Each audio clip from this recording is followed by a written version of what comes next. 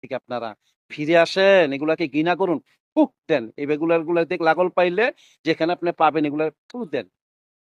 এগুলারে যেখানে পাইবেন এগুলা আপনি থু, থু দিবেন, মুখে দিবেন, কপালে দিবেন। এমন একবার নবী মুখের ভিতরে যেই দিয়া, কপালে দিয়া, নবীর চোখে দিয়ে এগুলারে বড় অক্ষরের জ্ঞান আফসোস ছিল লাগে রে না, বাবা, যে যিনি বড় আফসোস আলিফ লাগে রে থেকে ভাই, ইয়া বড় আফসোস পর্যন্ত লাগে। এই আরবি কানার দাঁত যা অক্ষর দুনিয়াতে চিনতেন আইসা না, গেছে পড়তে শুনছেন? পারতেন না, লিখতে জানতেন না। আমার নবী কিছুই জানতো না। ওই বেটা রসুল যদি না জানতো তোমরা কোরআন হাদিস শিখলা কোত্থেকে? এইদিকে তোমাদের মাথায় ঢুকে না। আমার রসুল যেটা বলতেন সেটাই তো হাদিস ছিল। আমার আল্লাহ আমার রসুলকে সব জানাই দিছেন। রসুলের শিক্ষক দুনিয়াতে কেউ হবে এটা তো না। স্বয়ং তো আমার আল্লাহ রসুলের শিক্ষক ছিল। এইটুকু কি মাথায় ঢুকে না?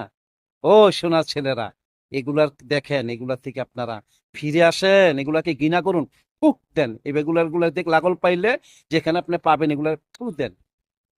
এগুলার যেখানে পাইবেন এগুলা আপনি থু, থু দিবেন, মুখে দিবেন, কপালে দিবেন। এইবার মুখের ভিতরে দিয়া, কপালে দিয়া, চোখে দিয়ে এগুলারে থার বাইতে সোজা করবেন। রসুলের শানে যারা বেয়াদবি করে, রসুলের শান মান, রসুলের আদর্শ যার ভিতর আছে আর এগুলা ব্যবহার করতে পারেন, এইসব কথা রসুলের সামনে মানায় না।